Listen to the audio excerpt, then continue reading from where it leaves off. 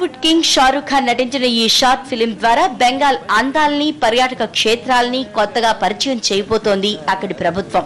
సెప్టెంబర్లో ఈ promo TV స్క్రీన్లపై సందడి చేరుంది.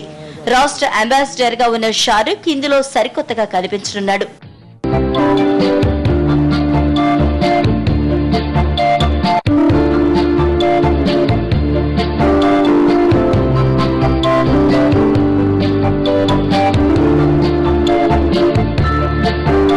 ఈ ప్రోమో రూపకల్పనలో దర్శకుడు అనిరుద్ధ్ రాయ్ చౌదరి చాలా జాగ్రత్తలు తీసుకున్నారు.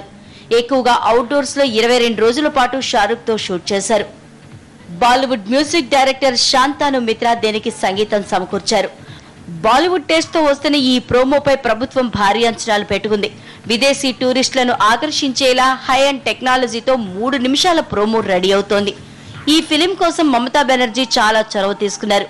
షారూక్ తో స్వయంగా ఆమె దీనిపై చర్చించారు.